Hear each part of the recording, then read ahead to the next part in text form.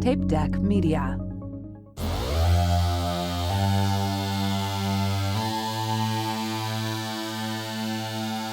See you at the party, Richter! And welcome back to See You at the Potty, Richter. We are going to continue our coverage of Arnold's 2013 vehicle, The Last Stand. I am one of your hosts, Joseph Beck Castro. Joining me, as always, is Aaron Frescus. Hello. And Christopher Chapman. Hey, it's me. It sure is. Today, we're going to be joined by a special guest. He is a stand-up comedian, the host of Panel Picks, a new podcast about comic books. He is the owner of Tape Deck Media, so technically he's our boss. So give a warm welcome to Dan Bublitz Jr. It's all right. Give a warm welcome to me because you have to, because I'm the boss, apparently. Yeah, we're all very scared. And our best guest ever right off the bat. Off the that's bat. amazing. Even though he sounds like an 80-year-old man, he's still the best. It's true. I do sound like I'm 80 or older. I just want the people to know this is not my normal voice. I'm just doing this voice for this podcast. To get some authority. We're technically the worst on the network, so he sounds way better on all the other podcasts. Yeah. He wants to suppress us to improve the other podcasts on the network. So he Exactly. sounds better. It's all, I can't have every podcast on the network be good. I got to have some, we got to have some standards. You can't have the highs if you don't know where the lows are. Yeah. I want to ask you a bunch of questions, and I want to have them answered immediately. All right, so before we get into the summary, we're going to ask Dan some Arnold questions. So take it away, Aaron. Okay. Hey, Dan, how's it going? Good. It's good going stuff. great. Okay. I'm the awkward one, by the way. Just you'll figure that out. Well, I already Anyway. knew that. I already knew that. I've known you for a while, so. So do you have a favorite Arnold movie? I have probably a lot. I feel like I'm a lot older than you guys, so I've been on the Arnold train for a while. I always really appreciate his comedies. So I was always a big fan of Twins, Kindergarten Cop, probably two of my favorite. I tend to be lean more towards comedies, being a comedian myself as well. So I would say those are probably two of my favorites. Okay. Arnold movies. I think Twins, because we rate the movies at the end, but I think, is it Twins number 2, right? Twins is second, I think, right now. Okay. Like right below Running Man. So, Yeah. which is basically a comedy too. I think Running Man's number 1. No, Predator's up there now. Yeah, no, Is it like third? I don't know. I don't remember. I'd have to Anyway. look, but Not even we'll on see here at the 10 end. minutes, and I've already got them fighting. I win. Podcast over.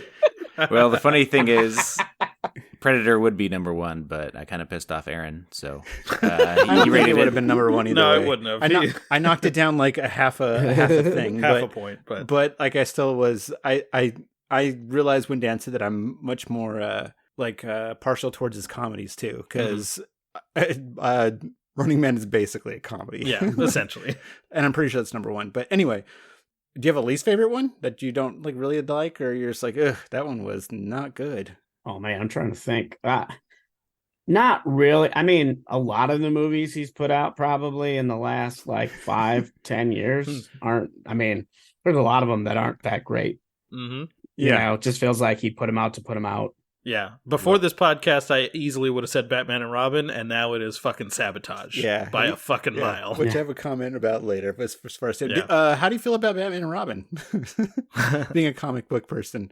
I was not a fan of those. I like the first two. So when it comes to the Batman movies, I really like the Tim Burton, Batman Returns, Batman Robin. One of the things I really didn't like about that one and Batman Forever were the marketing they did with it. There was a lot of McDonald's commercials. Yes. And I was like, oh, that's kind of funny. And then it was actually in the movie. And I was like, oh. How old were you when those movies came out? How old was I? Yeah. That was 94 and 6, I believe. 94. I would have been, oh, God, that's a lot of math. 14 or 15? No, Okay. 16? Mhm. 15, 14, 15, I don't know. Okay. A long time ago. Yeah. 30 years ago. Almost. Yes. Just about. Almost. No, huh? it's 2004. Yeah. Oh god, Or it's 2024. 2024. It's 2024. Yeah, It damn. would be. If it came out in 94, that would be 30 years ago. Oh yeah. Oh yeah. God damn. All right. Okay. Jesus. It's crazy because like I remember being super stoked on Batman Forever, like, and I actually that's rewatching him. I'd say Returns is my like probably the best one, but I really like Batman Forever because I was 12. But I think add a couple more years because I watched Batman and Robin when I was 14, and I was like, this movie, like at the time, I was like, this movie sucks. So, Batman Forever is one of like 2 movies, maybe 3 movies that I walked out on. I wanted to. Wow. I'm sorry, I didn't walk out, but I wanted to. It was Wow. so bad. The only reason I didn't is because I was on a date with who became my first wife. Wow. But otherwise, I would have walked out. Okay. And that's why it didn't end up working out, right? Batman Exactly. Yeah, I mean, first wife, it sounds like you should have walked out. Forever. I avoided that. whole Right? thing. Maybe I should have, but lessons learned. So, did you not watch Batman and Robin in the theater then?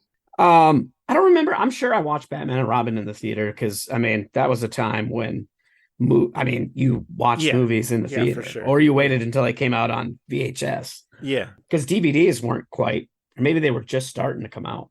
Okay. Last question: had you seen this before? You watched it for this pod? The Last Stand before you watched it for this podcast? So I feel like I did because it seemed very familiar, but then there's a lot of movies that have this same vibe, like Mhm. this kind of small town country Blumpkin law enforcement type of Yeah. thing, big, criminal coming through kind of thing. So maybe it's just a plot of a bunch of movies like this, these B-rated movies, but Yeah. I did feel like I watched it before, but I couldn't say for certain.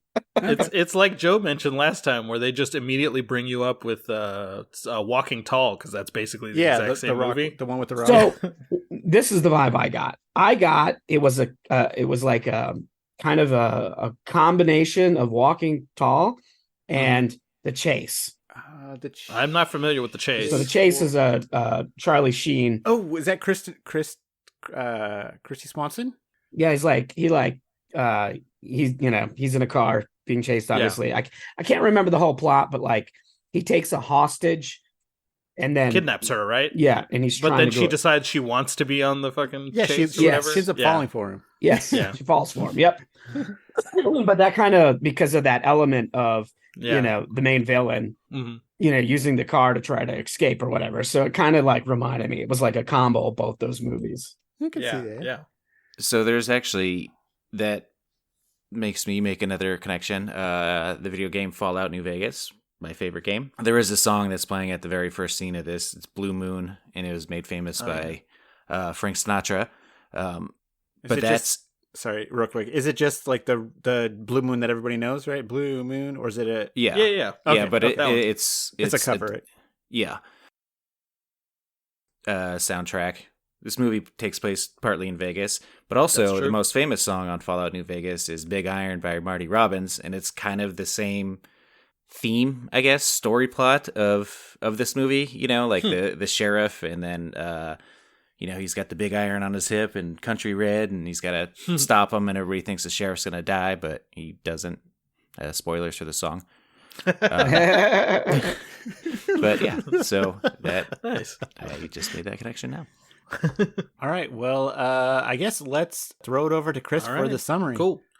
So, we begin late at night on a deserted highway 9 miles outside of Vegas, where an extremely stupid cop eats his donut while a magic car blows by him at nearly 200 miles an hour. And I say it's a magic car because it makes fucking no noise till it's like 100 feet from him, despite the fact that it's going 200 miles an hour. I just think that's insane. By the way, quick note up top: was it just me or did this sound for this movie? Did you guys watch it on HBO Max? I Yeah. did. Okay, it sucked. Like, Yeah, I mean, I'm deaf as hell, but the dialogue volume was so low that I would have to turn it way up, like higher than I normally do, which was super fun when any action scene would happen because it'd be like explode yeah. out of the It speakers. just blows out your speaker. I mean, I Yeah. take that for granted as like all movies now. I feel like that's literally everything I watch. Okay. It was way more on this movie because I could not hear it, even on my computer, because I watched the remainder of it on my computer. I was like, why is my volume was all the way up during the dialogue, and then I would have to kind of turn it down. But anyway, yeah, but how stupid is this cop where he's like, dispatch, you know how the jets usually travel around like 500 miles an hour? Yeah. Well, call the FAA because tell them there's one traveling 200 miles an hour and flying on the ground for some reason. Yeah. Just a fucking moron. I love how he God. looked at the radar and he was just like, yeah, I'm not even going to try. Yeah, no. Like his first instinct isn't to like, go into a chase. It's to get out of the car and like look around, and then call dispatch.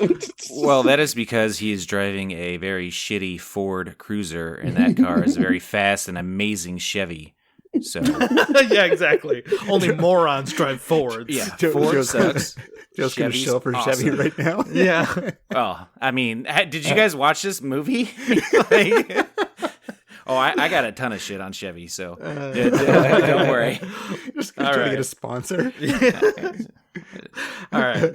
So now we move to Somerton, Arizona, and meet Arnold's Sheriff Ray, as almost the entire town's population is headed on a 5-hour road trip to watch the high school football team play. Arnold has a conversation with Mayor Schmuck, who treats Arnold like his personal valet before hopping on the bus.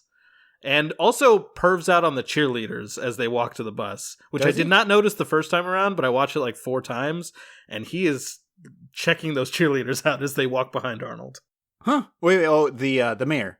Yeah, the mayor. Also, I did not realize that was the mayor. I thought it was just some random douchebag that like tosses him his that he talks to. No, I'm almost certain it's the mayor. Yeah. Oh, okay. Also, he parks in the fire zone, but there's like literally no other cars. It's like, dude, just move your sweet Chevy Camaro fucking 30 feet. There's a whole, literally nobody's there. The entire street is open. Why that one particular spot? Because fuck him, he's the mayor. Just to be an asshole, yeah. Specifically to be an asshole. I mean, what does that say about Chevy owners? Am I right?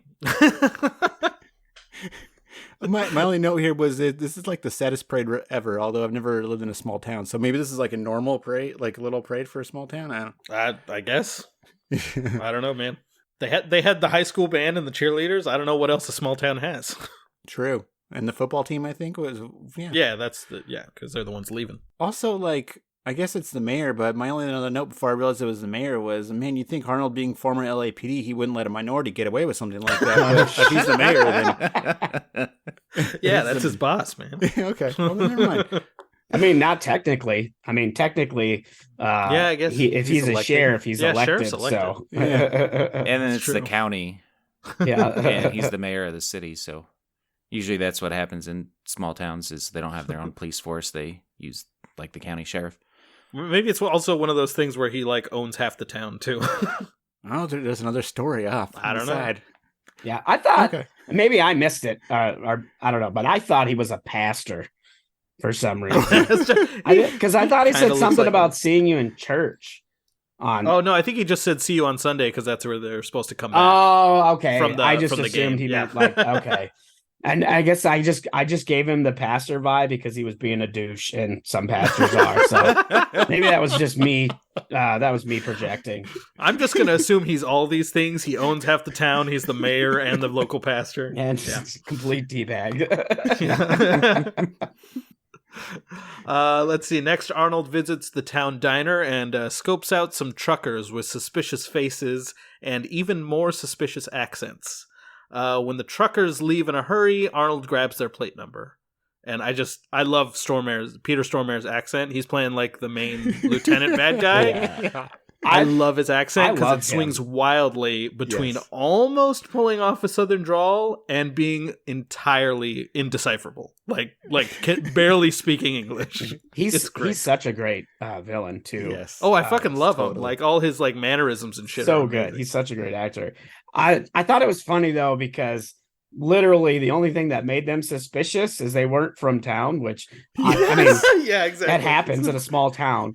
And had he not been like kind of a dick to the sheriff, he probably wouldn't have been suspicious. Yeah. Was he a dick to him? Not necessarily. A little bit, A little like- bit. Like he was very arrogant. Like he was like, Yeah. oh, you know. And the second Arnold talked to him, he called for the check, which yeah, Oh, like okay. loudly called for he the check. brought So the that feels like a suspicion fuck on you. himself. Also, I don't. Yeah. I had this the first time. How did he know he was the sheriff? Just because everybody was calling him sheriff, or Probably. from being observant? Okay, Yeah.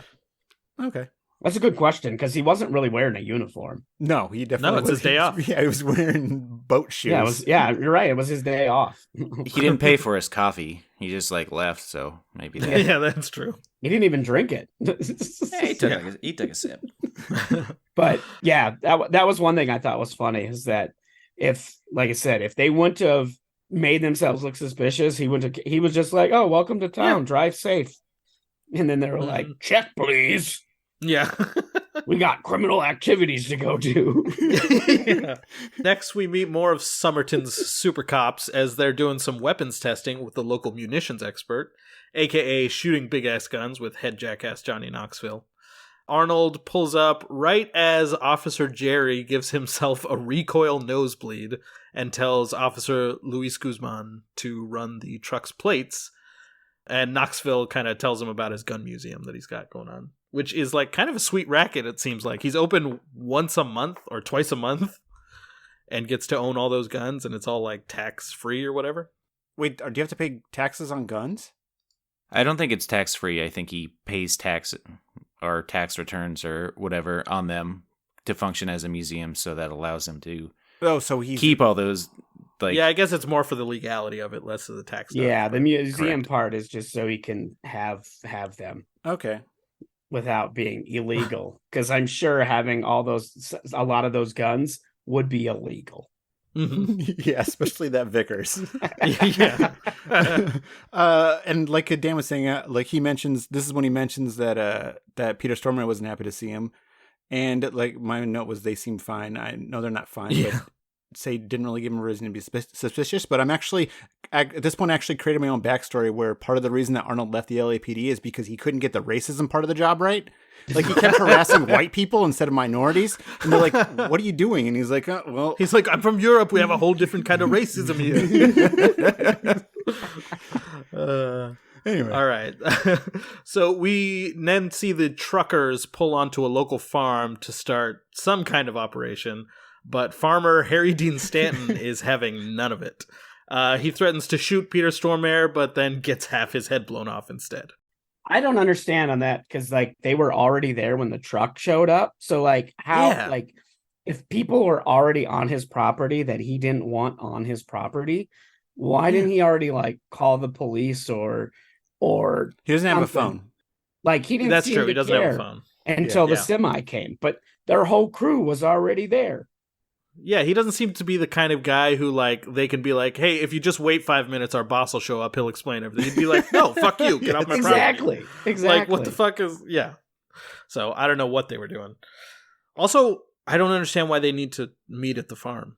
Like, what are they doing at Maybe the farm? it's next to the Oh, because I think river? that's what it was to build that I bridge. guess, maybe. yeah. I think they needed the property. Yeah, but then they have to drive out to the canyon anyway? I don't know, man. well, I mean, they had to go through it, like, you know, the cornfields and everything, as we see at the end of the movie. That's all his farm. Oh, so it's just a straight shot. Yeah. But they didn't even Yeah. like. You think that they would have made a route through the cornfields though? Yeah. I Well, don't then know. he'd be even more pissed. Like, you need him to Yeah, but he's dead now. allow you on his property so you can build your Oh, that's stuff. true. After he's dead.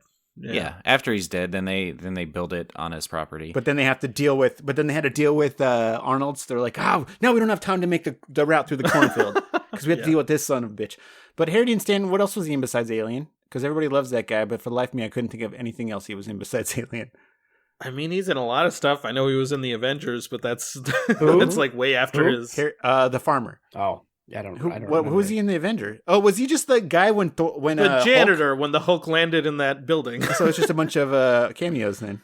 Yeah, I mean, I know he used to have a career in like the 70s and 80s. That's when he was really like an Okay. actor. And But- it kind of made me feel sorry for, like, it kind of made it hard to feel sorry for him when he dies, when he goes from like 0 to firing a gun within like 90 seconds of talking to this dude, and it Yeah. right at his feet, where I'm like, yeah, I was like, oh man, they shot him good.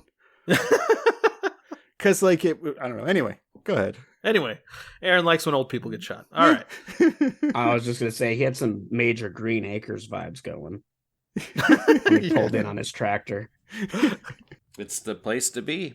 God damn it. Next, we cut to the police station to meet Officer Lady Sif from Thor and her ex-boyfriend / prisoner / Officer Jerry's BFF, also known as Frank. I just like it's just a quick little exposition dump in order to learn he was in the military. Just it was done in an okay way. Just It's done all right. It's just like, yeah. Also, I have him noted as in the notes as Franklo because it's Paolo from Lost too, but whatever. Franklo. Later that night, Officer Jerry goes to Arnold's place to let him know that the plates came back clean and to beg Arnold to help him transfer to L.A., where Arnold once worked in the narcotics division of the LAPD. It was around this scene where I started to feel like Officer Jerry was not long for this world. That's all I'll say. Just because he was like begging to go to LA and Arnold's like, because because he's kind of a dipshit. Like, I don't know. He seems like the innocent dipshit. Yeah. When he walks into the police station, that like I noticed it this last time I watched it, and I was like, man, you're just like laying it on thick. This guy's you're right. This guy's not going to survive. He trips when he walks in. Yeah. Well, and not to mention, because he's like, sure, I guess I'll help you, but like, would you really want to help somebody that like shoots a gun and almost breaks their nose? Yeah. You know what I mean? Like that's another thing. Like he doesn't have, like he barely has small town sheriff abilities. You really want to like send him to his death in LA because he ain't making it. Nope. No matter how many good words you put in, he might not make it to LA. No, I want to see Training Day with this guy instead of Ethan Hawke. Instead of Ethan Hawke, Denzel and Jerry. It's like the Three Stooges meets Training Day. Oh man! God. Yeah. Just all right. Now we go back to Vegas at 3:30 in the morning.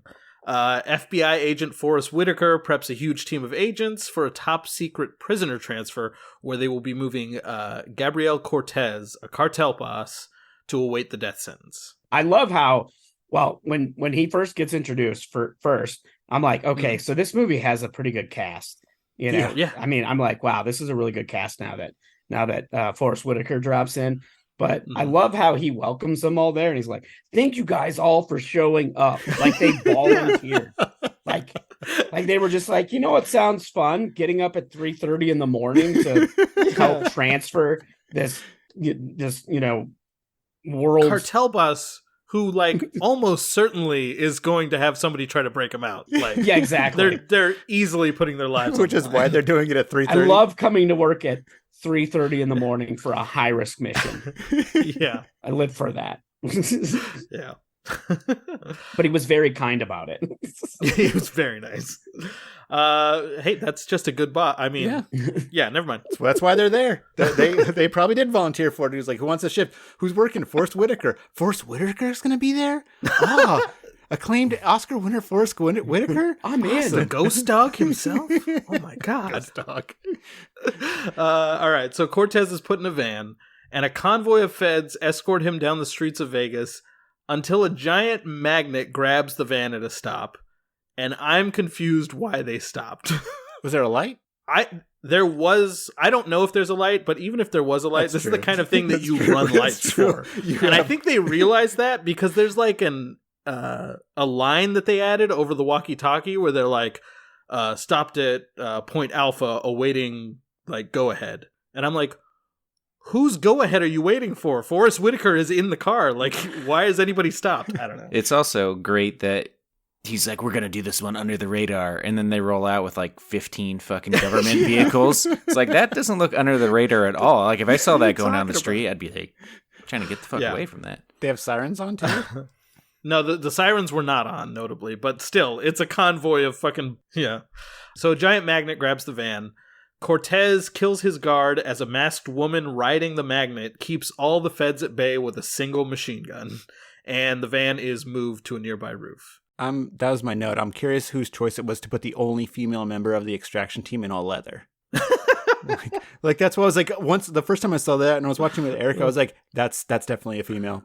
Yeah. Why? Because unless this whole team is in all leather, because that would actually make sense for that character. He's like, no. I want everyone to be dressed in leather when they break me out. Leather. But once you see all the rest of them, I'm like, okay, yeah, that's okay. Whatever. That's how you tell them apart. I don't know. And this is a small dumb thing, but like they have this giant ass magnet on the van that picks up the keys and sticks them to the roof, picks up the gun and sticks it to the roof, but somehow his chains don't go flying towards the roof. I don't know. I just thought that was dumb. But anyway, as the feds head to the roof, Cortez and his men zipline across the street, Dark Knight style, where he changes out of his prisoner clothes and they get a car. During their escape, they run into 2 feds, killing one and taking another hostage, while the rest of the feds are chasing down various guys in orange jumpsuits that just appeared.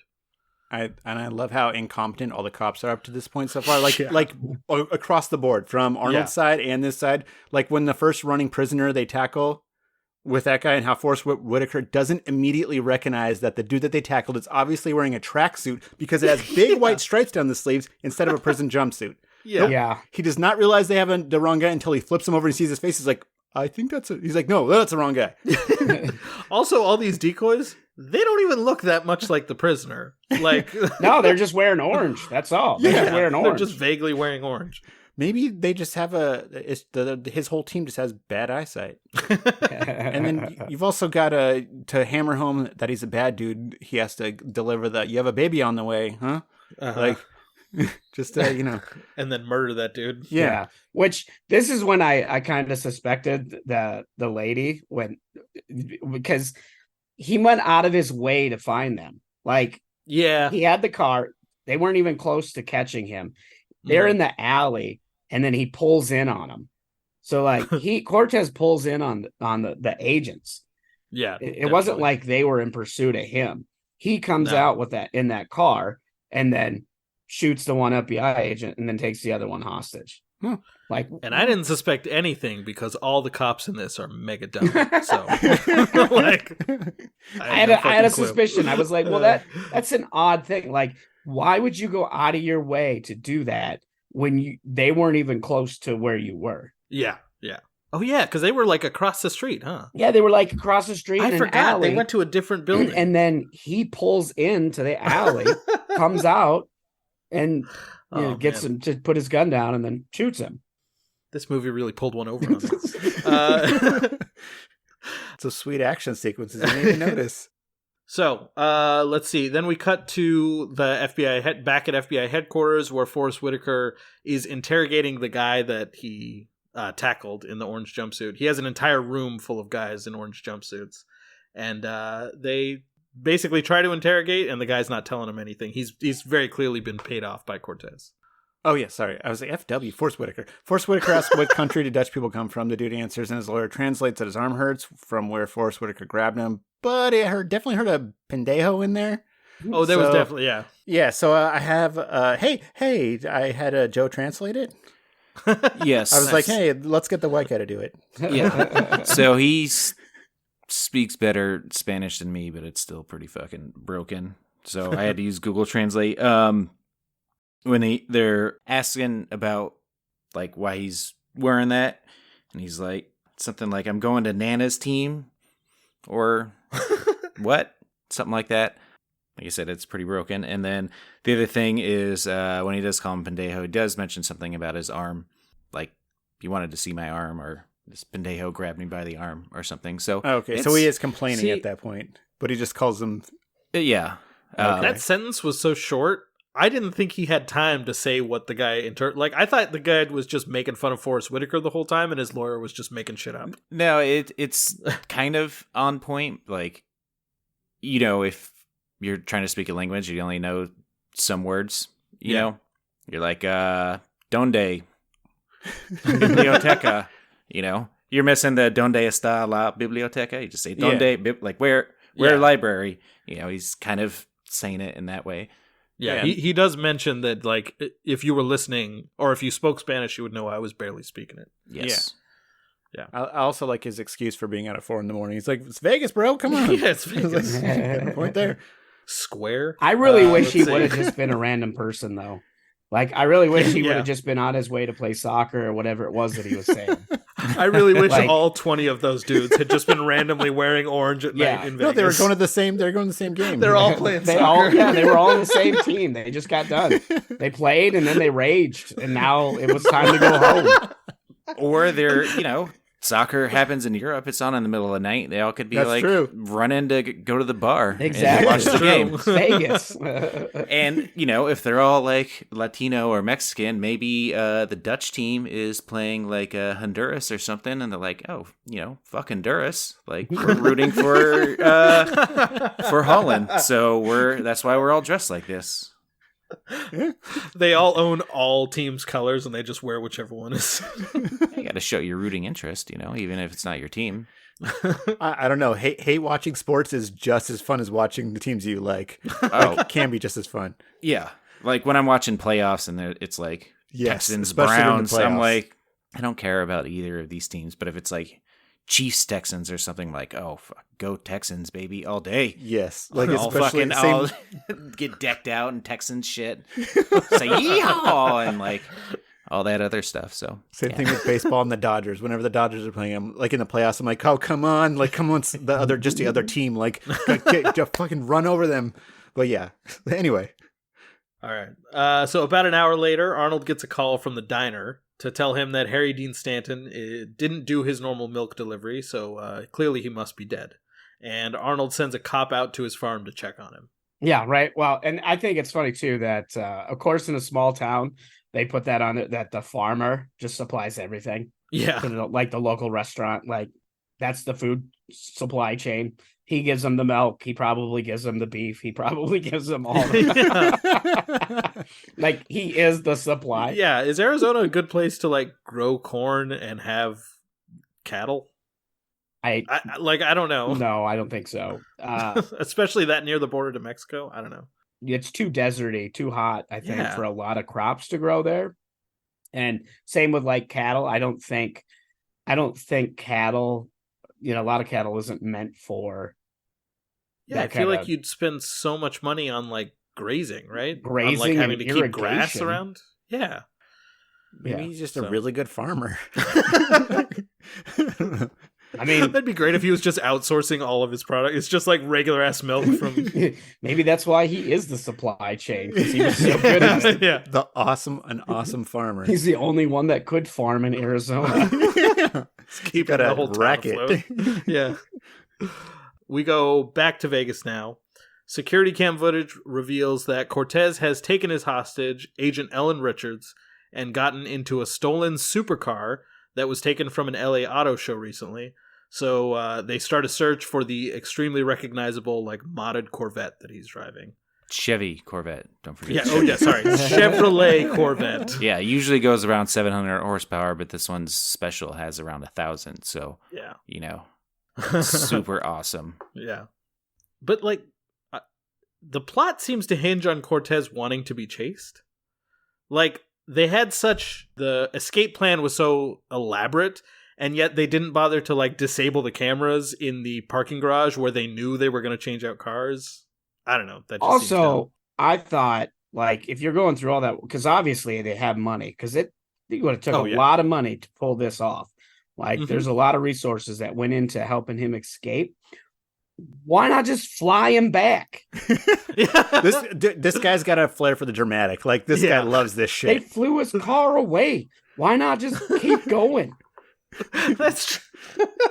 Why did he have to jump a Yep. canyon? Forrest Whitaker tells the guy to shut down all the airports, but I feel like the cops are so slow, he would have gotten out of the airport before that happened. I He don't was already.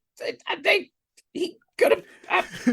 They could have stole a helicopter and got him from anywhere. know. Yeah. Well, Forrest Whitaker also says that he thinks he's untouchable. Like the Cortez Yeah. thinks he's untouchable and he's super arrogant and whatnot. So but ego. yeah. It's all ego. yeah, Which is very helpful to all the cops in Yeah. this scenario. We then see Cortez blow through this just piss poor checkpoint that they've set up with some fancy driving, and he makes his way out of town as back in Somerton, Officer Jerry and Lady Sif break into the farmhouse to check on the old man.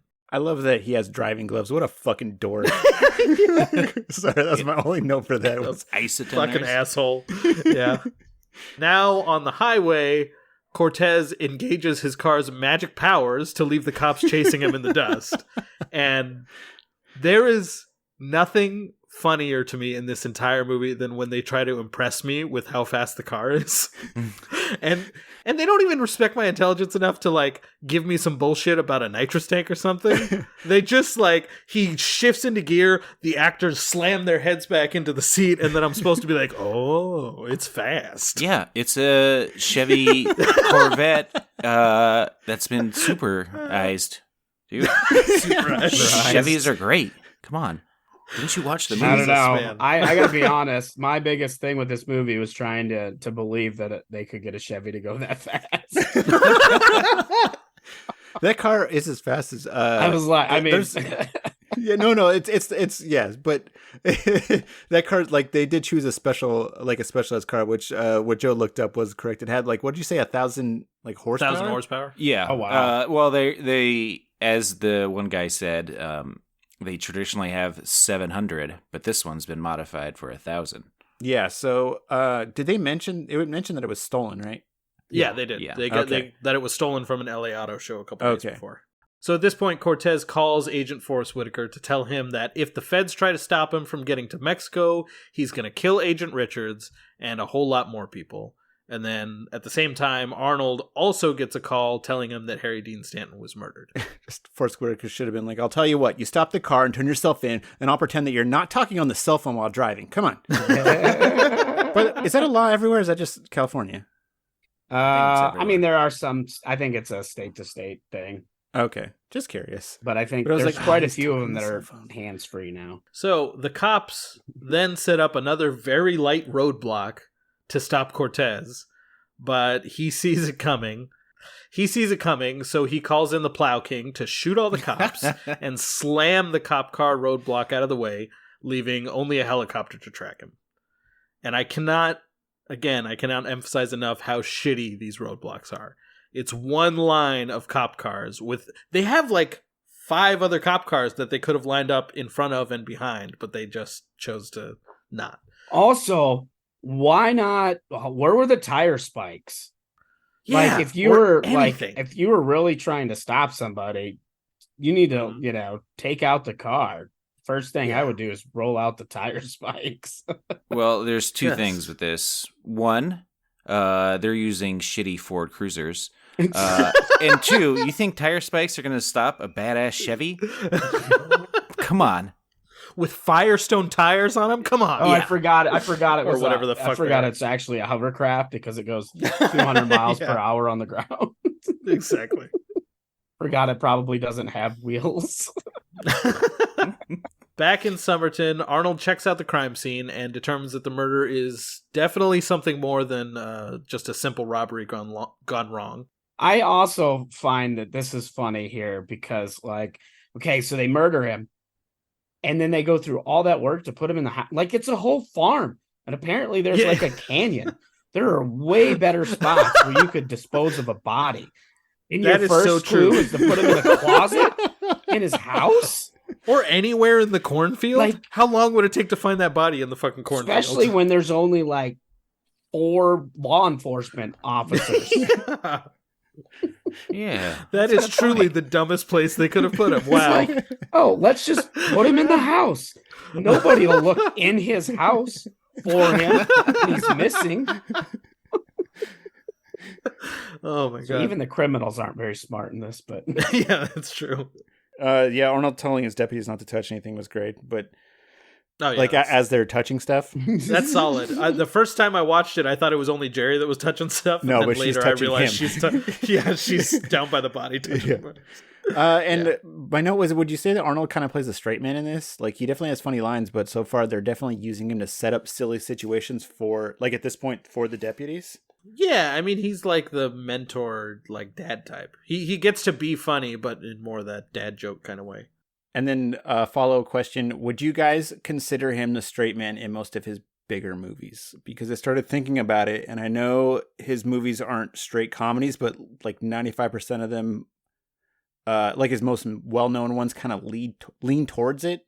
I'd say with the exception, Yeah. maybe Twins and Batman and Robin, has the more serious role in them.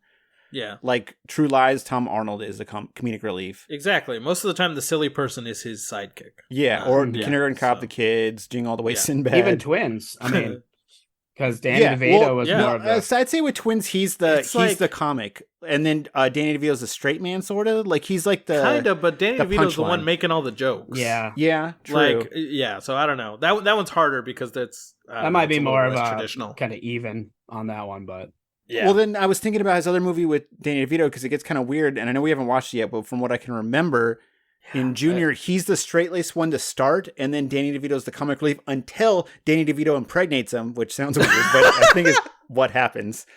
And he starts acting like he only turns into like the comic forgot relief because about he that starts movie. acting out of Yeah, character. because he's pregnant. Yeah, he starts acting out of character. You're like, oh, look at Arnold. He's like, look, feel my hands. They're so soft. Yeah, just- Yeah. And I think it's the same thing with Last Action Hero as well. Danny's pretty much the straight man while Arnold is a parody of himself. Yeah, I guess Like the that's Danny true. character, the kid. Yeah, I suppose that's true. I think part of this comes from though, like it wasn't like I think now it's intentional, but it wasn't always. I don't know if you Yes. guys watched his Yeah. documentary, but because Not yet. okay, so I watched the documentary and he kind of talked about some of this, like I can't remember what movie it was, but delivering some of the lines, it was hard for him because of his English and his accent, and that it was kind of an accident, like the way he delivered lines. But they Was it liked Terminator? Like with I'll be back and I will be back, and yeah, where I he think was it was arguing with I think James it was. Cameron. Yeah, I think it was. Okay. Yeah. Well, that's what I was going to say. But- the weird one of the Terminator movies, because they started off super serious with the first one, but then it seems like once James Cameron gave him a few funny lines in Terminator 2, the writers of the rest of them ran with it and like slowly turned him into the franchise comedy relief. Yeah. Mm-hmm. Like 3, he's a little more funny. Genesis, he's like straight up. Like he's the joke. Yeah. And then So- they try to get a little more serious with the last one, but yeah. A little bit, yeah. Anyway, But yeah, back on the highway, we find out Cortez's hostage is actually a traitor being paid $3 million to help him escape. And then we see Cortez trick, again, the dumbest helicopter pilot in the world using a highly advanced driving technique that you might know as slowing down. breaking. Like, what the fuck? It's a helicopter. They can hover. They can go backwards. Just but turn they around. instead they decide to make this huge loop and lose him on the highway. It's fucking insane. It's like you don't he has nowhere to go. Also, how many highways are there out there that you would Yeah. like? There's no. It's like wait, he was going this direction on this circle back and to same highway. Yeah. Also, he didn't have to do that to lose the helicopter. They've already established that car can go faster than any helicopter. Well, I don't know. It's- Okay, this might be 100% because I was drinking when I watched this when I wrote this note. But Cortez saw something on his screen that made him change course. Correct? Like he looks at his screen, sees something, and then decides like and then I thought again. I didn't notice that, but yeah, Okay, I don't know. like it seemed like he was looking at his GPS, and then so why did he brake just to lose them? Yeah, he just wanted to get rid of the helicopter. That's it. Okay, I thought he saw something on the screen, or maybe he saw where he was about to be in Los. I don't know. Anyway, Yeah, I don't know. I don't know. But from here, the feds send some reinforcements to Cortez's most likely border crossing and to Somerton on the off chance that he will try to cross the narrow canyon into Mexico there. Whitaker calls Arnold to warn him, and Arnold decides that it must all be connected, and he tries to tell his cops to back off the trail right as they discover some kind of construction project. A firefight breaks out between the cops and the construction crew, in which Jerry gets shot multiple times, and just as he's about to get killed, Arnold pulls up and saves them, and then drives away as the bad guys shoot the empty patrol car with a rocket. Yeah, so that Chevy Silverado truck that he has, it just takes a licking and keeps on ticking. Meanwhile, that shitty Ford Cruiser just blows up, just takes one lousy rocket launcher and blows up. What a piece of shit. Am I right? I didn't realize the truck was a Chevy. Now it's even funnier to me that they shot the empty cop car with a rocket. That's hilarious. Oh, yeah, and it was a Ford. Yeah. Too. So, oh yeah, it was like, they're just going around and they're like zooming in on this Silverado part and everything. I really like this action scene though. Yeah, the whole scene was super good. Yeah, I really like it. Erica did point out that when we watched this back, like the first time we watched this back in like 2013, when Arnold breaks his window with his elbow, she was like, "His window was broken before he hits it." And really? Yeah. If you watch it again, because she noticed it again, it's not broken, but they shattered the glass, so all he had to do was tap it. Yeah, so it would fall apart. Yeah, but it's just a quick cut. But also, that's funny. So also, I don't know shit about guns, but Luis Guzman shows up, begins firing at them with a shotgun from like 200 yards away, which I was going to say was dumb if video games have taught me anything, because, shotguns are like, that's your close range. Exactly, but that's video games. That wasn't in this shootout, though.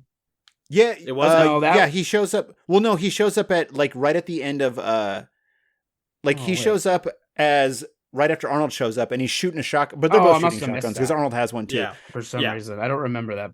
He doesn't hit anyone though. It doesn't seem like it. No. Maybe he's just providing cover. It just seems like cover fire, but I don't know. But I'm just gonna go ahead and add this to the worst cops ever pile. But yeah, he shows up at the end for just a second to provide cover, and then they both drive away, I guess. Yeah. So Jerry dies on the way back to the station, where Sif and Frank Lowe mourn. Why are you taking him back to the station? Did they go to because I didn't rewind it the last time. They go to the station. They go to 100%. Okay, so they don't go to the hospital first. Nope. So Arnold pretty much decides that this guy's fucked. Do they have a hospital? Like, is that the implication here? That they don't have a hospital? I don't fucking know. Because I was wondering that when I watched it last time. It seems like Arnold thinks he's alive until I don't know, the look on his face when they're driving, and she's like, "Oh, hurry!" Yeah. And he's like, "Yeah, maybe he just knows he's dying." Yeah, I don't know.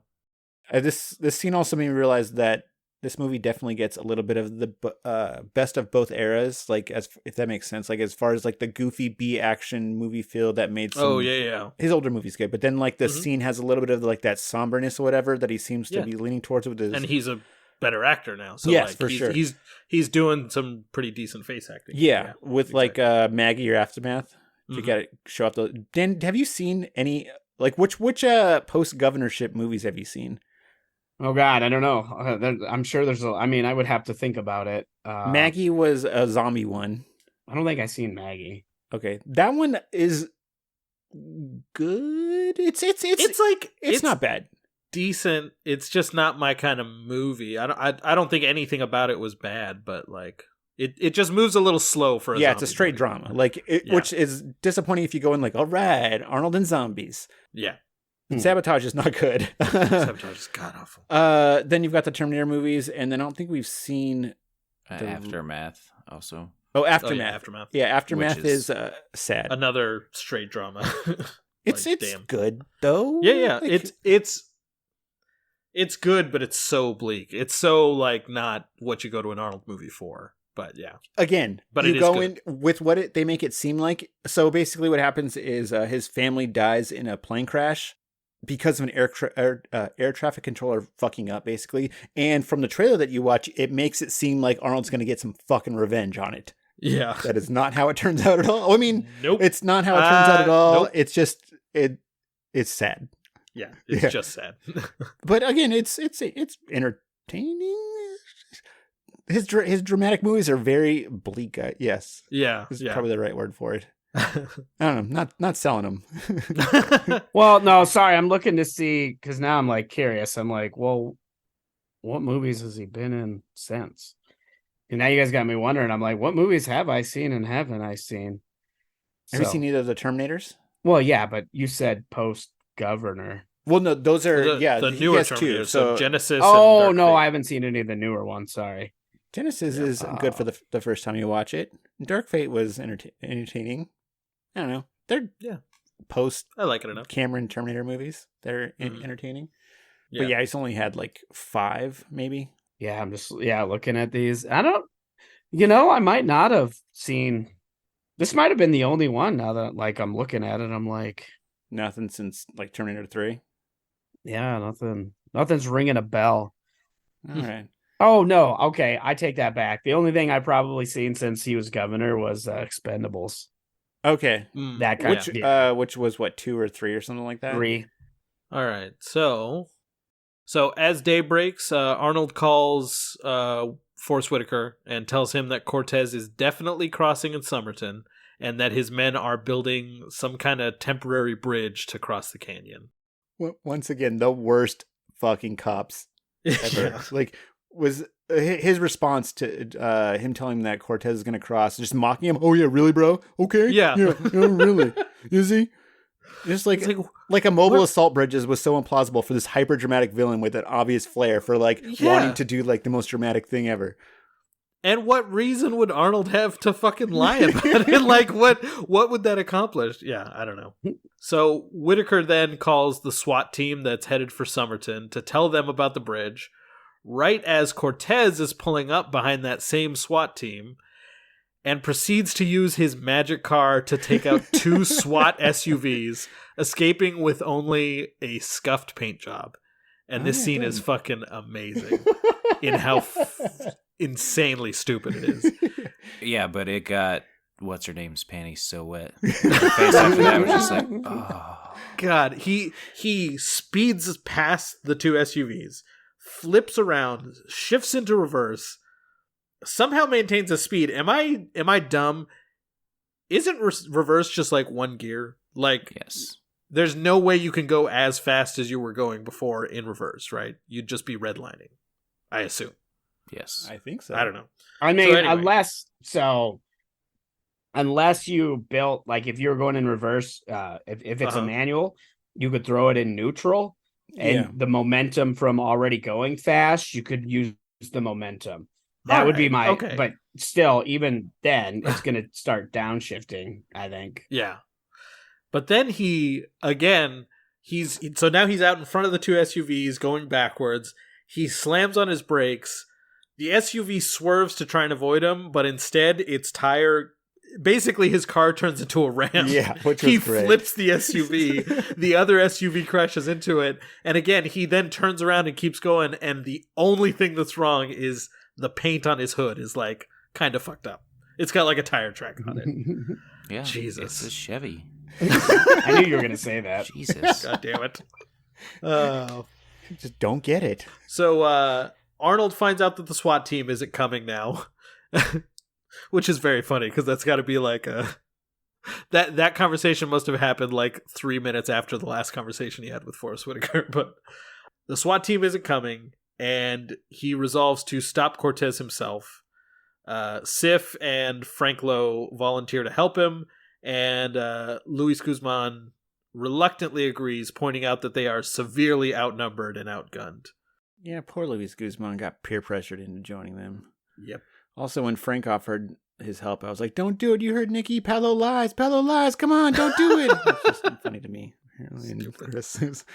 Anyway. Forrest Whitaker suspects a rat now. He orders a financial investigation of everyone on the case and then hops onto a plane to get to Somerton as fast as possible. But Forrest Whitaker's acting in that when they're leaving the airport, it is like pretty much all his acting in anything that's on in Somerton is for a completely different film than this one. Oh yeah, he's in a fucking Michael Mann movie. Yes, like, exactly. Yeah. It's just like it's crazy. It's so much more dramatic. The scenes are also have a blue tint to them too.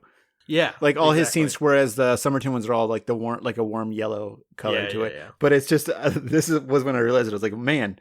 He is just acting in a completely different movie than that. Which makes sense because he's not with the rest of the fucking, like, they basically are shooting a totally different movie. Yeah. We get a little heart-to-heart between Lady Sif and Arnold because she was scared during the firefight, and he tells her that everyone's scared during the firefight. Arnold and the gang head to Knoxville's gun museum for some more firepower. And then they all head into town to set up a blockade on Main Street and make sure that the remaining citizens are out of harm's way.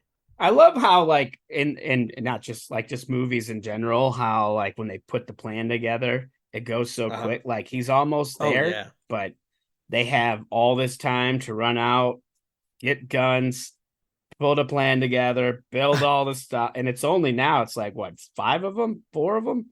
5. Yeah, the timeline of this movie is insane. Like they're getting a lot done for this small amount of crew. Exactly. And when he does go into the diner to tell the people to evacuate the diner, what is it, like 6:30 in the morning? I think homeboy back there is like cracked a Coors Light. Definitely have your open. Cracking a cold one at 6:30. That's retirement, okay? Yeah, I was gonna say he does say he's like, Yep. fuck it. It's like, I'm 70 years old. I ain't afraid of nothing. Yeah. Also, going back to when he tells the people in the cafe, I assume they're the only people left in town. It kind of seems like because it. that's what it seems like. Because everybody else apparently went to that game. But Football game. I love when they're like, "Oh yeah, we're not afraid of death." Blah blah blah blah. I would have been like, "Well, I'm severely outgunned. Here, have a weapon. Give us some cover." Yeah. Recruit him. I just like how nobody in this town really seems to respect the sheriff. That's true. It's like, nah, I'm good.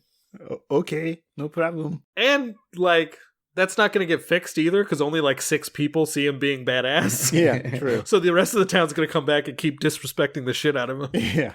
We cut to the bridge construction crew as they gear up and head into town, where Lady Sif is now posted on a roof with a sniper rifle, and Luis Guzman gets stuck behind a car in the middle of Main Street because he's still setting shit up when the bad guys arrive. The diner waitress comes waltzing down the street, so Guzman has to give some cover fire to save her, but then becomes the target of another rocket. So Luis Guzman gets blown up with a rocket, but he emerges from the smoke and sends the bad guys running with a Tommy gun before getting sniped from another roof. Lady Sif takes out the bad guy sniper as Arnold and the rest of the crew pull up in a school bus, bust open the emergency exit, and lay down some suppressing fire with a Gatling gun before positioning the bus as a barricade. So the beginning of this scene with Luis Guzman just makes it very obvious that this is basically a Western, with like how they pull up. Yeah, they're all definitely in like a line, basically. Like yeah, they all line up. Yeah, like as they're walking. And with this, what I've said, this director has, like, his last movie was it was a basically a Western. Yeah, a Western. Yeah. And it feels like a Western because it's like a small town with a big main street, and that's where all the action's happening. In a desert. Yeah, in the desert. Yeah. But the behind the scenes stuff that I watched, they pretty much all the actors call him the director. I don't know if I mentioned it in the production episode, but he doesn't speak English, but he can understand English.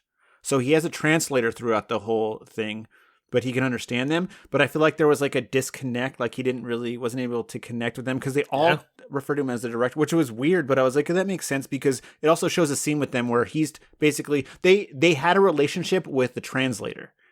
Yeah. So because they were all like talking to basically like talking to the translator and whatnot. But there wasn't like a lack of respect thing, but it was just like a disconnect where they weren't really, nobody was communicating directly with them. Yeah. But they all had like super nice things to say. Like they were all very praising of him. But anyway, my other comment was, man, why are Tommy guns so cool? Like, is it a design? Like, is it like absolutely. You put a drum magazine on anything, and it's instantly like at least 40% cooler. I don't know. It's just like it just always looks so cool. Even those dumbass pistols with drum magazines. I also thought it was funny going back to when they were planning and they went to get the guns. I forgot that when they got the big machine gun for the bus or whatever, and it's like a string, like a coil type of gun, but the ammo that they're getting for it is just single rounds that they're dumping in buckets, and I'm like, how are they loading that? Yeah, well, when they go back to it, he has the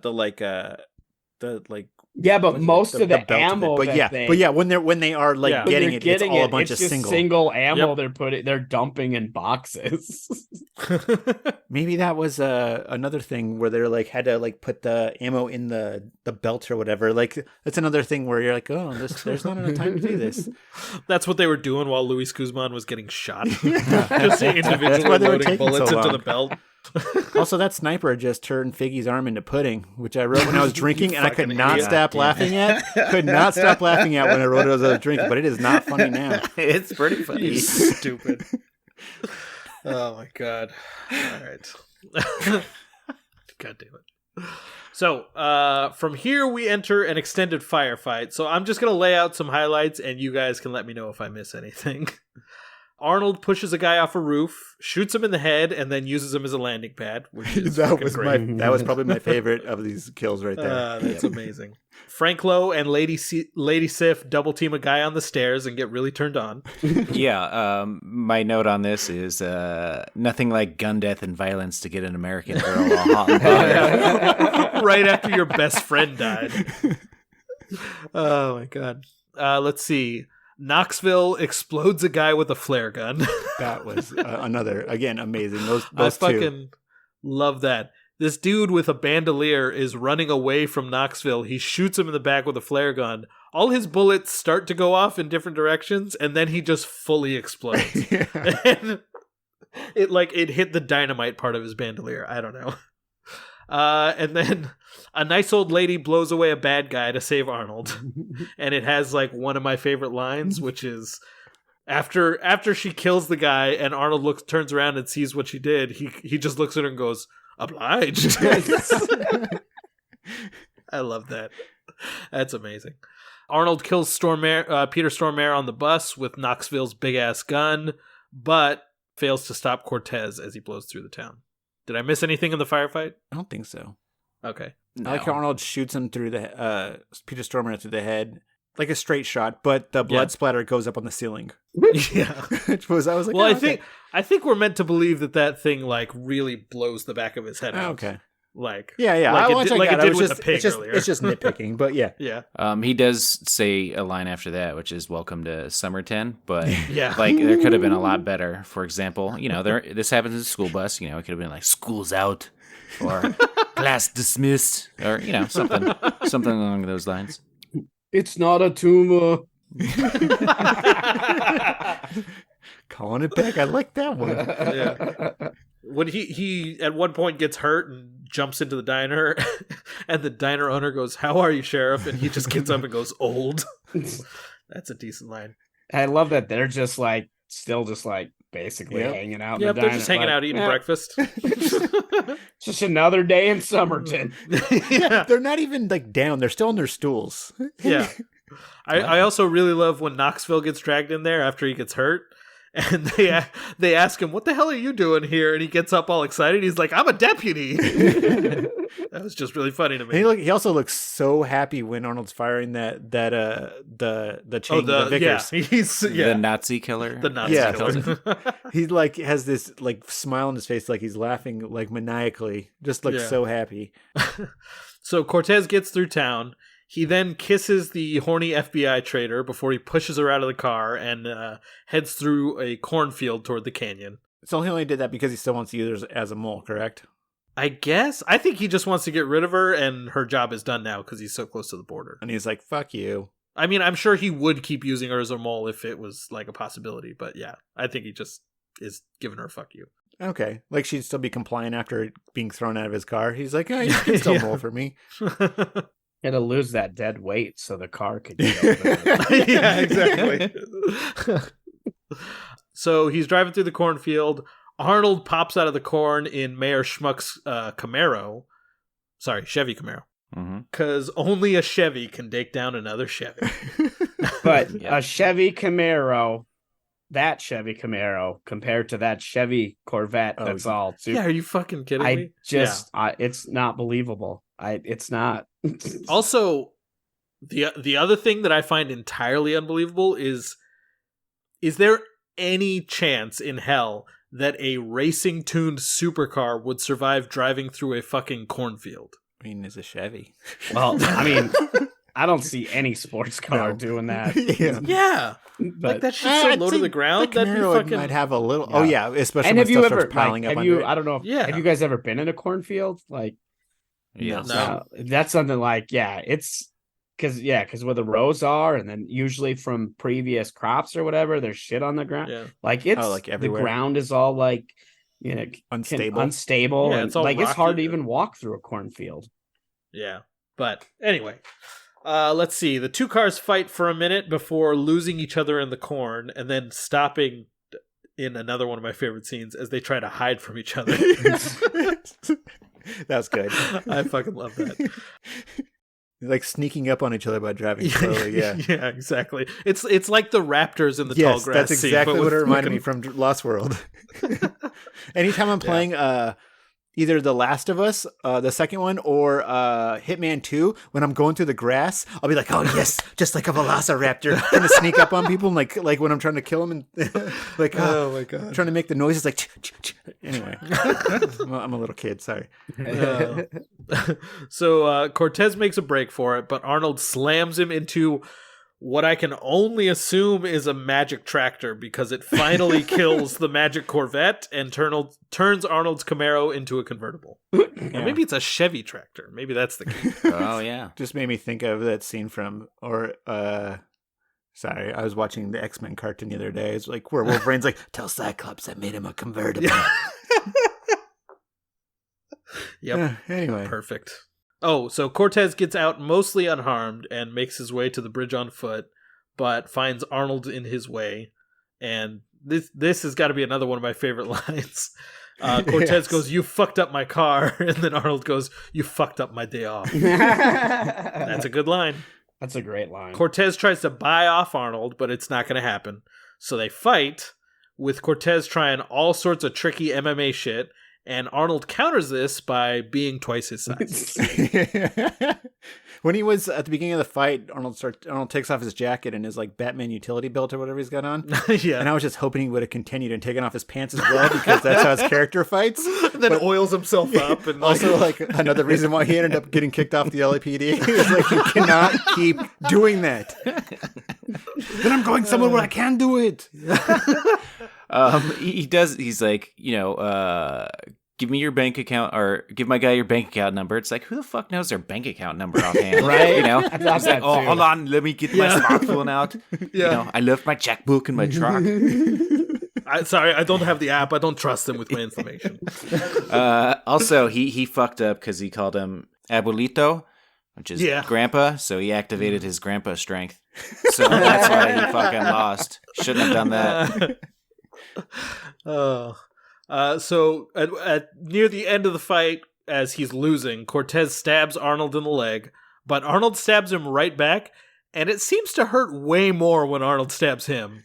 Well, that's because of the difference in muscle mass between the two people. Yeah, that's true. There's more velocity. Fucking Arnold got all the way to the bone. More impact. Yeah. Then Cortez tries bribery one more time, but it does not work. The FBI arrives to clean up. They take Cortez and the traitor into custody and give props to Arnold. Just as Mayor Schmuck returns to see his destroyed car, and we get a freeze frame of Arnold, Lady Sif, and Frank Lowe walking into the diner. I'm actually surprised they didn't turn it into a full-on comedy when they arrest Cortez and the FBI gal, just like with them arguing in the back of the paddy wagon, like Harry and Marv or something like that. Yeah, exactly. I got a few notes about this. Arnold slams Cortez into like a bridge, and it's got the little ramp part at the end or whatever. Yeah. Like, how the fuck is he not paralyzed? Yeah. His head slammed back. Yeah.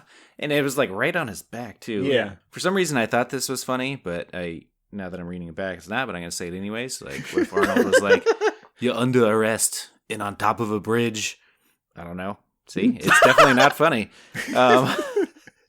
And then I'm not even sure what it means. Like because he arrests him on and top of a bridge. Yeah, he's exactly. Crooked FBI chick should have got her money in crypto, not just fucking like right into a bank account in her name. And that Camaro, the mayor's Camaro, Chevy Camaro, man, it took a licking and just like even got his roof knocked off and right through the cornfield, and it was just still running. He was able to drive it back with him attached, and that's true. Still looks pretty sweet. Drove it all the way back to town. I really wish it would have been more of a license to drive situation where he would have brought it back, but it was on a truck and totally ruined, because that would have been, the what that douchebag needed. Yeah. But then had it parked there, it would have been even better if he was still parked in the fire zone. The fire zone. And when he comes back, the sheriff's just like, I don't know. Don't park in the fire zone, dick. Yeah. I told you. All right. And that's the end of our movie. So now we get to move on to everybody's favorite segment, Joe Namath. Now we're going to do something extremely fun. We're going to play a wonderful game called Who is My Daddy and What Does He Do? Yes? Take it away, Joe. All right, so we are going to start out. We have a costume designer named Michelle. Oh. That sucks. She should change that to like Michelle Squared or something. Or Michelle, like, and then like the other one, like, Michelle French, Squared. Michelle. Well, it's Michele for first name and then Michel for the last name. So it could be Oh, Michelle. so he's right. Mitchell, It's like, or Michelle. Yeah. something like that. Yeah. Cohen, who I don't know who that was, and I forgot to look it up. He was played by David Midthunder, which is just an awesome name. And then a stunt double was Angelique Midthunder. So there's another stuntman, Richard King, or as I'd call him, Dick King. Art department production assistant is Kill One You. Like, I'm gonna kill one of you. Set dresser, David Thomas. Oh, yeah. So Oh he, shit, Wendy's. yeah. Yeah. So that's why he retired back. from the business. And came back. He's back. Speaking of career changes, we got a special effect 4-person Chris Klein. So I guess once his acting Oh career shit. dried up, we have. I don't know if this is the same person. You can answer this one, Chris. But we have a construction 4-person and a lead art technician. Your dad, Steve Chapman. So I don't know if he's doing double time on this movie or there's just 2 Steve Chapmans, which I don't think that's legally allowed. I think there's only one. So daily colorist, which is Duck Grossberg. And yeah. Lastly, we have a visual effects supervisor, Tang Bing Bing. Oh. And that's all. All right. There was only one name I noticed in the credits, which is music was by Moog, Oh, yeah. Modwg, who I looked up, and the reason he's named Moog is because in the 90s, everybody thought he looked like Mowgli from the Jungle Book. Yep. The live action Jungle Book that had just come So out. he just took and it. they're not wrong. He looks like Jason Scott Lee, so you know. Okay. Yeah, and he is a composer for the director's other movie or something like that, right? I think. Oh, really? Yeah, I think I so. didn't look that up. I think so. And yeah, let's go into, I don't know, let's start with kill count. Have you ever killed anyone? Yeah, but they were all bad. Okay, so I actually know what it is because it was in the trivia. So Okay. it's all you guys, and it's just trying to guess. Dan is just trying to guess how many people died in the movie. Oh man! And how many people died in that movie? Yeah. Ooh. Let's Oh, see. okay, let me think. Joe, you got a guess? I do. I am going to say 35. Okay. Ooh. I think that's a little low. I'm going to go with 43. You know what? I'm going in the middle. I'm going 40. Oh, shit. Okay. We're going to get sniped. And like I said, I accidentally saw what it was, and I think it was 40. Yep, it's 44. Oh, closest without going over. Nice. I got to get that one site where it lists them all. Yeah. But, yeah, that was off of IMDb. So we'll just count with that. Cool. Mrs. Salazar. Sheriff. Obliged. Put the hurt on him, Ray. Okay. Let's move on to everybody's favorite lines. Who has a favorite line for us? I almost picked obliged as my favorite line because the delivery is so perfect on that Yeah. one. But I'm actually going outside of Arnold on this one because Peter Stormare, when they are attacking the town, has maybe my favorite line ever. I don't know. Which one was it? It's him when Luis Guzman is hiding behind the car. He goes, "Look at that squirrel in his big motherfucker hat." He's got a lot of like just those lines. God, It's like he's got- when the girl walks up, he's like, "What does he say? Like, ooh, look at that He ass." said, I he could says, shoot "Look at that or- ass. I could kill for that ass." As he's gonna shoot her. Yeah, as he's pulling out his gun, I was like, oh, "Okay." Jesus. But yeah, look at that squirrel in his big motherfucker hat. I love that line. It's a dumb one. But I really like the scene when he's trying to clear out the diner and the guy, I'm 70 years old. I ain't Yeah. afraid of dying. But my favorite was when he looks at the diner owner and he's like, I just put their eggs on. Like he's like, I'm cooking. like I don't remember the exact line, but it was like, he's like, basically, I just started cooking. I I ain't cooking. wasting those eggs. That's not happening. I haven't burned a breakfast yet. I'm not starting now. Yeah, it's not like the farmer's going to come bring us more eggs. He's dead, remember? Can't waste these. So the one where he's like, you fucked up my day off. That was a good one. He also tells him, like, you make us immigrants look bad. But I think my favorite line is after he knocks the guy off the roof and shoots him in the head while falling. And then they cut to it when he's back and he's rolling over and he's just like, motherfucker, and like rolls out. I thought that was pretty great, so I'm gonna go with that one. Yeah, nice. I gotta go with old when he's Yeah. old. I don't know. That line got me. The one I laughed loudest on was for sure was the you fucked up my day off, but that old one just got me. I don't know. Anyway, moving on. Before we get to the irons pumped, how about we get our asses to Mars, play a little Total Recall. What do you want, Mr. Quaid? The same as you, to remember. Open your mind. Open your mind.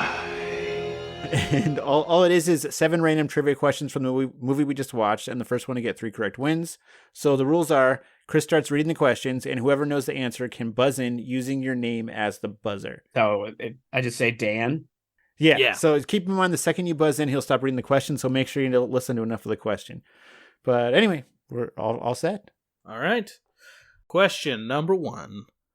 What does Peter Stormare claim to be hauling in his truck?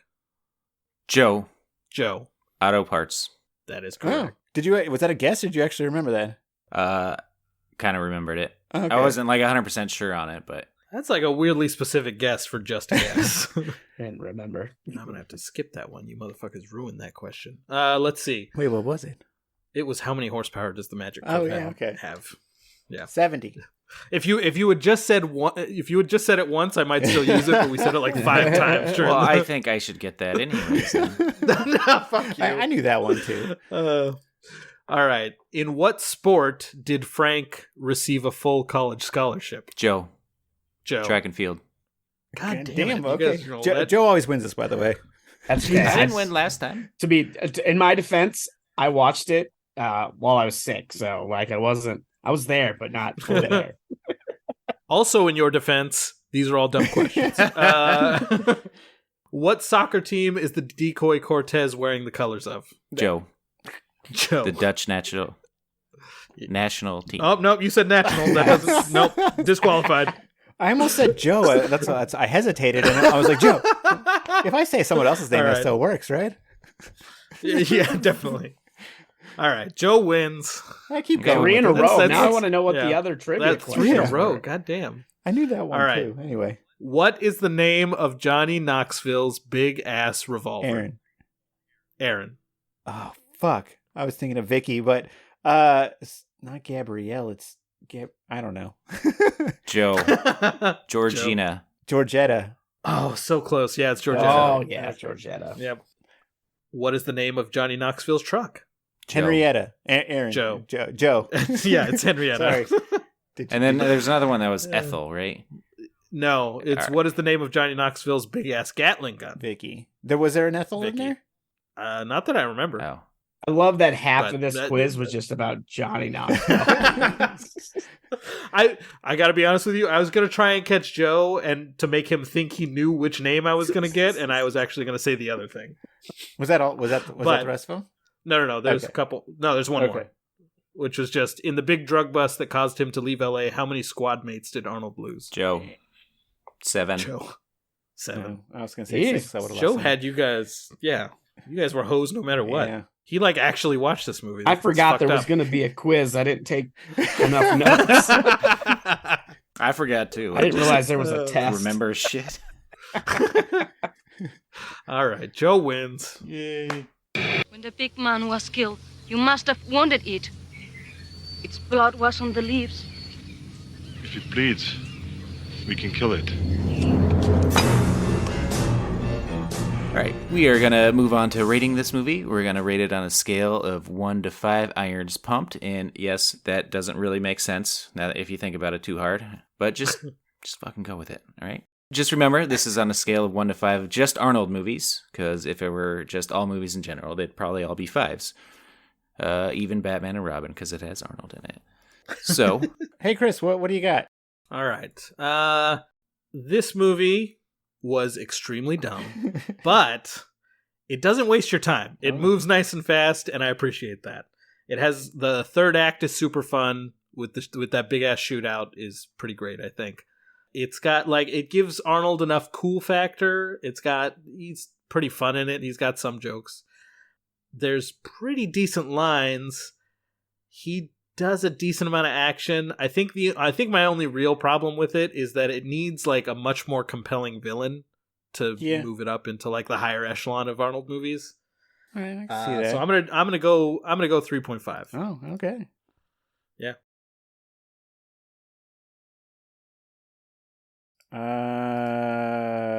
If no one else wants to go, Go ahead. They don't really make these type of movies anymore, which is a shame because I'd say this is one of his the most fun of his movies so far from the newer movies we've seen.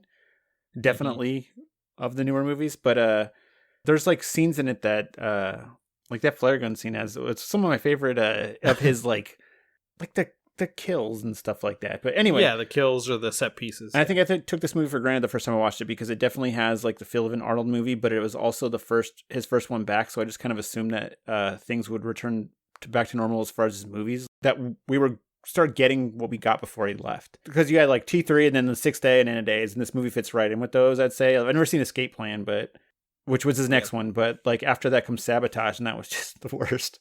But anyway, and I'm curious if he noticed that his old style of films weren't profiting anymore, because I think we said that this one wasn't profitable. I don't know how Escape Plan did, but eventually, so he just started picking roles that he thought might be a little more modern or something like that. Maybe that's why we got Sabotage and Maggie, but it's not those aren't typical Arnold movies. But this movie is what I want the new Arnold movies to be, because it understands what makes. It seems to, it does understand what makes the old ones so good. Yeah. It doesn't execute perfectly, but it definitely, like you said, it gets what they're trying to do. Yeah. And like Chris said, the pacing is great on this. I feel like a director that we've seen, someone that takes himself a little more seriously, David Ayer or something, would have included those scenes of Arnold in LA just to make stuff a little grittier or something that, God. Which I was going to say would have been cool to see, but it would have killed the pacing of the movie. Yeah. So I liked how fun it was. The villain was fine, I guess. I don't know. But everything else was good. I'm definitely going as well 3.5 with this.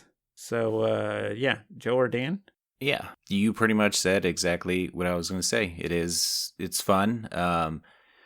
It's kind of Arnold-y, but he is getting older, so I think this was a good transition to the older him, where it's pretty believable that back in the day, Commando and Predator and everything, you got absolutely yoked Arnold, and you're believe that he's a badass in the movie verse. You wouldn't expect him to do Commando shit in real life. But, he's a little older and a little wrinklier and not just unbelievably yoked in this movie. So he can still kick ass. So I think it's a perfectly cromulent movie, and I got to give it a 3. All right.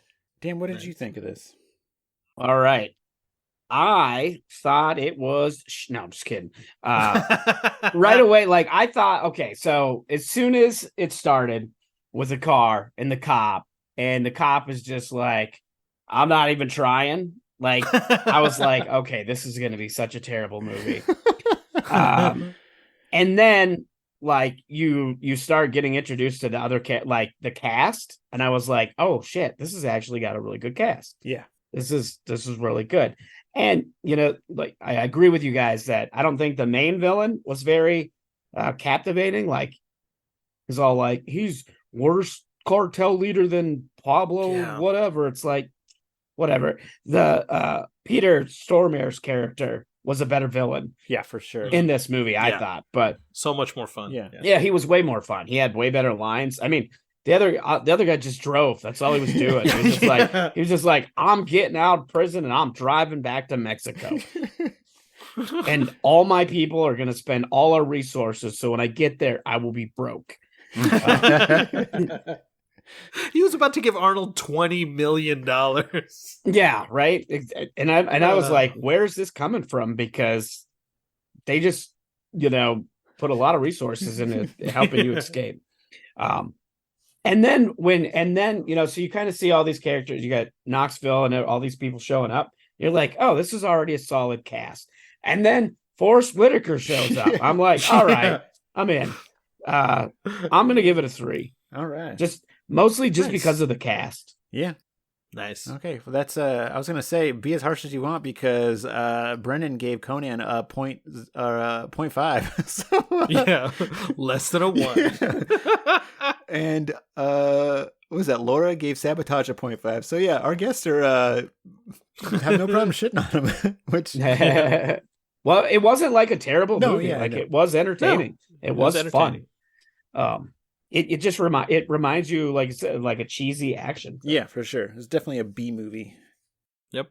That is going to give The Last Stand a 3.25, which is going to put it in 6th place, behind Predator, Running Man, Twins, Commando, and 6th Day, and just above Eraser, In the Days, Genesis, Dark Fate, and a bunch of other ones. So, not bad. It's a little higher than I would have expected going in, but the movie was a lot better than I expected going in. And That's true. It is more fun than I thought it was going to Oh, be. Predator is up top. Never mind. See, I told you. Okay, those 5. Yeah. Okay. Anyway, a lot of the newer movies are, newish. Yeah, The Last like Stand, 6th Day. latter half of his career, Yeah. I guess. Which anyway. Technically, though, I hate to throw this monkey wrench into your chart here. Technically, based on just your guys' podcast, Running Man is at the top because Predator has 2 extra. Oh yeah, 2 extra point. Like you had 2 guests on there. Would that if I let's see.